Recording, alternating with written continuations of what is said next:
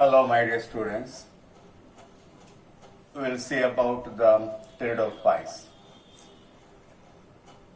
Last class we have completed bryophytes.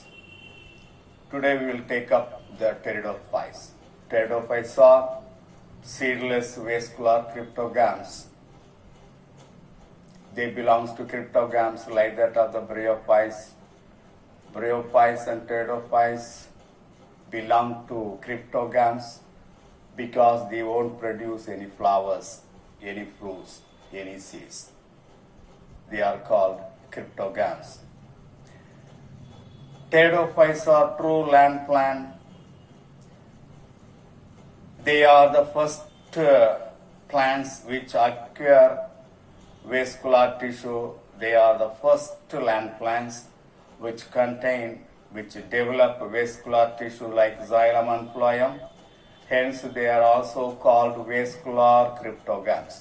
In bryophytes, no vascular tissue present. Xylem and phloem are completely absent in the case of bryophytes. So, bryophytes are called non-vascular cryptogams. But in pteridophytes, vascular tissues are seen. So, the pteridophytes are called vascular cryptogams.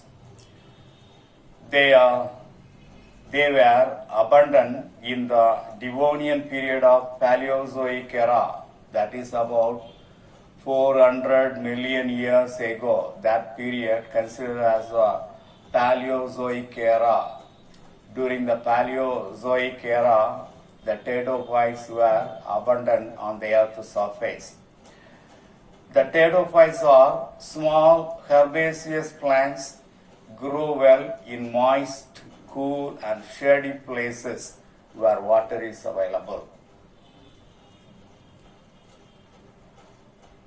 For example, club mosses, horsetail, quailwort, water ferns and true ferns, they belong to pteridophytes.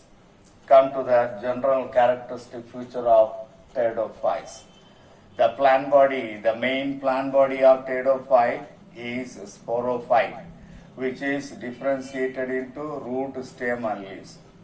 But in the case of bryophytes, the main plant body is gametophyte, gamete producing structure, which is not differentiated into root, stem and leaf.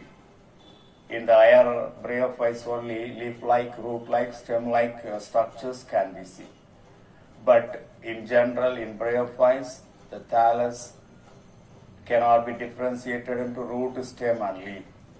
Such a plant body is called thallus. So main plant body in bryophytes is gametophyte, gamete producing structure. But as far as the pteridophytes are concerned, the main plant body is a sporophyte, which is differentiated into root, stem and leaves.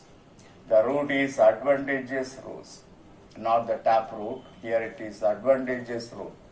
The stem shows monopodial growth or dichotomous branching. Monopodial branching or dichotomous branching. Main stem grow vertically and produce a number of lateral branches on either side just around the main stem. When numerous branches are produced, that is called monopodial growth. In the case of dichotomous branching, here branches are produced into main stem will divided into two, each one divided into two like that. That is monopodia. This is the dichotomous branching.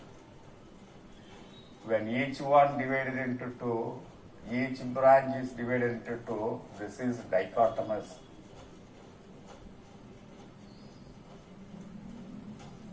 Monopodial branch, the main stem grow vertically just above the ground level and produces a number of branches from the main stem.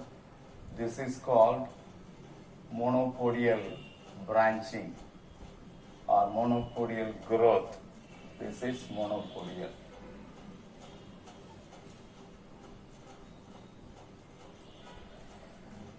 So see the differences between monopodial branching and dichotomous branching. The leaves are microphyllous or megaphyllous. Microphyllous means the leaves will be very small.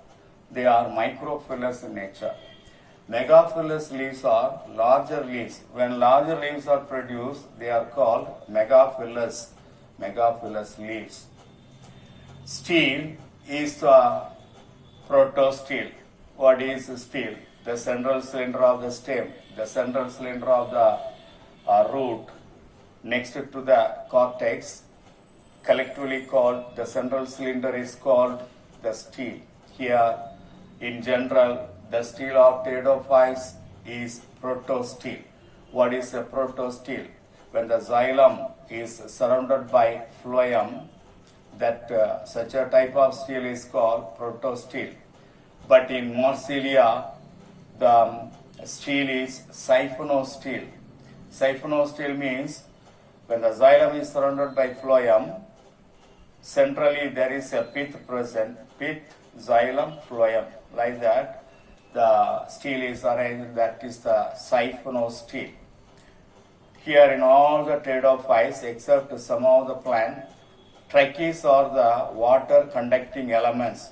But in Selaginella, vessels are the conducting elements. So that is one exception. In Selaginella, vessels will conduct water from root system to aerial parts of the plant.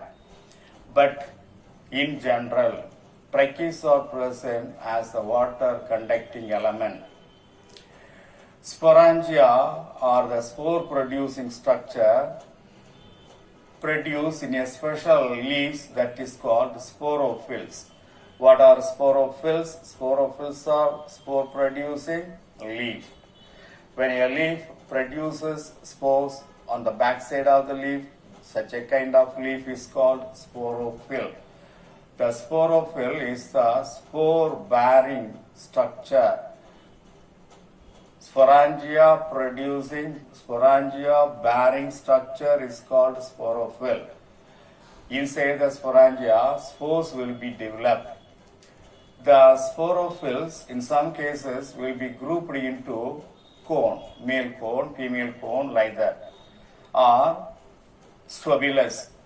So other name for cone, stubulus. For example, in the case of Selaginella, in the case of Equisetum, male cone and female cones are produced. Male stubulus and female stubulus are produced. Some pteridophytes are homosporous. The homosporous pteridophytes will produce only one type of spores. For example, a Lycopodium. In the case of Lycopodium, only one type of spores are produced. When one type of spores are produced, such a plant is called homosporous plant. In some of the cases in pteridophytes, two different types of spores are produced. Such plants are called heterosporous plants. For example, Selaginella. Selaginella is a pteridophytic plant, but it is a heterosporous pteridophytic plant. The heterosporous condition, heterospory, is the origin of seed habit that will be originated from the pteridophytes onwards. Development of sporangia may be of two types, eusporangiate type and leptosporangiate type. Eusporangiate type means it is when the sporangia, when the spore producing structure develop from a group of initials, that is called eusporangiate. When the sporangia develop from a single initial, that is called leptosporangiate. Eusporangiate means when the sporangia develops from a group of initials, group of cells, that is called eusporangiate type. Leptosporangiate type, here the development of sporangium is from a single initial. Two types of development of sporangia can be seen in the case of pteridophytes. The spore mother cell in a young condition undergoes meiosis and produces spores. The spores, each spore on germinate into gametophyte. Here the gametophyte is technically called prothallus. Prothallus is a multicellular green chordate shaped structure, that is heart shaped structure. It is an independent gametophyte. It will not depend on the sporophyte. So such a structure is called prothallus. Vegetative reproduction in pteridophytes takes place by fragmentation, resting bodies, root tubers, and adventitious buds. So, four methods of vegetative reproduction takes place as far as pteridophytes are concerned. Here, sexual reproduction is oogamous type. Both male and female sex organs are, sex gametes are structurally and functionally dissimilar. Such a type of reproduction is called oogamous type of reproduction. As far as pteridophytes are concerned, the male sex organ is called antheridium and female sex organ is called archegonium. Male gametes are produced from the antheridium. Male gametes are called anthrozoids. Anthrozoids are spirally coiled and multiflagellate, produced from the antheridium. See, this is a male gamete. They are spirally coiled, multiflagellate. Numerous flagella they have. This is the nature of the anthrozoid. Anthrozoid is the male gamete.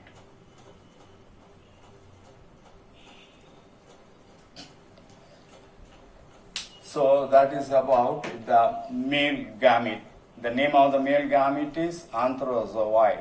The nature of the male gamete is spirally coiled and multiflagellate. Archegonium is a flask-shaped structure. Archegonium is a female sex organ that is a flask-shaped structure with broad venter and a narrow neck. This is a flask-shaped archegonium. This is venter. This is the neck. In the venter, egg present. This is the egg. Egg is the female gamete. Neck contain neck canal cells.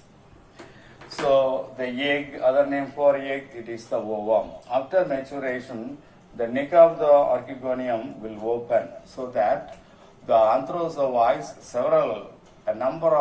numerous anthrozoids move towards the archegonium in the presence of water. Water is essential for fertilization. Only in the presence of a thin film of water, the anthrozoids will move towards the archegonium and a number of anthrozoids will enter into the archegonium, but only one unite with the egg and form zygote.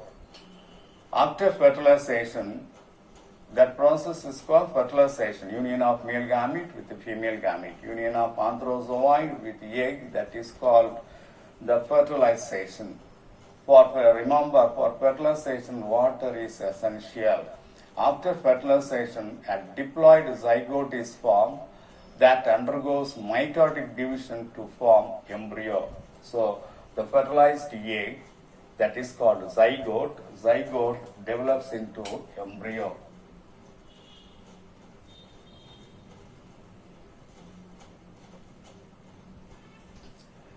The zygote undergo meiosis and produce a multicellular embryo, that is. So, pteridophytes show here, in the case of pteridophytes, there are two additional reproductive process is seen. That is, one is apogamy, another one apospory. What is apogamy? When the gametophyte develops into sporophyte without the union of gametes, male and female gametes, it is called, that process is called apogamy. So it is a type of reproduction seen in some of the ferns only, in which the gametophyte develops into sporophyte without the union of male and female gamete. That process is called apogamy. Whereas the apogamy, it is also taking place in some of the pteridophytes. Here, the sporophyte develops into gametophyte without meiosis and spore formation. When the vegetative cell or reproductive cells of sporophyte develops into gametophyte without meiosis and spore formation, that process is called apospory. So first case apogamy, the second one apospory. Both the cases can be seen in some of the pteridophytes only. Right, to come to the classification of pteridophytes. Reimer in the year 1954 proposed classification. He divided the pteridophytes into 5 subdivisions. One is Coelophytopsida, Coelotopsida, Lycopsida, Sphenopsida, and Pteropsida. That is given. Coelophytopsida, Coelotopsida, Lycopsida, Sphenopsida, Pteropsida, etc. These are all the 5 subdivisions classified by Reimer in the year 1954. Here, according to the classification of Reimer, there are 19 orders given and 48 families included. So that is the very short classification, very simple classification given by Reimer in the year 1954. Come to the economic importance of pteridophytes, that is given in the table 2.3. See, according to the economic importance given information in the book, Remora adiantiformis, that is fern, it's a kind of fern. It is leather leaf-like fern. Leather leaf fern. It is commonly called leather leaf fern. It is used for the cut flower arrangement. The second one is Marsilia. Marsilia is used as a food for the tribal people. Azolla is a aquatic fern. It is a small, very small aquatic fern. The leaf of Azolla contain Anabaena, that is one cyanobacteria that convert atmospheric nitrogen into nitrate. That's why it is used as a biofertilizers. Dryopteris felix moss. This is a kind of fern that is used for the treatment of tapeworm. Teres vittata, that is used for the bioremediation. This type of pteridophytic plant is used for the removal of heavy metals from the soil. Pteridium, it is another pteridophyte. Here the leaves are used for green dye. Green dye is obtained from the leaves. Equisetum species, here the stem for scoring, the rubbing the surface of the floor in order to clean the floor in the tiles floor or in the marble floor. If you use this, the stem, Equisetum stem, that is very rough, that will clean the place. Phyllotum, Coleotum, Lycopodium, Solaginella, Angiopteris, Maratica, they are used as an ornamental plant. They are very attractive. They are used as an ornamental plants.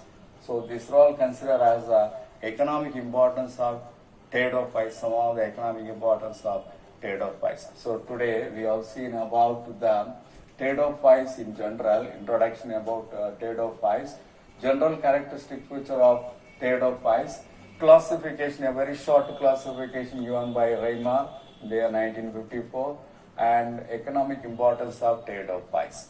That's all.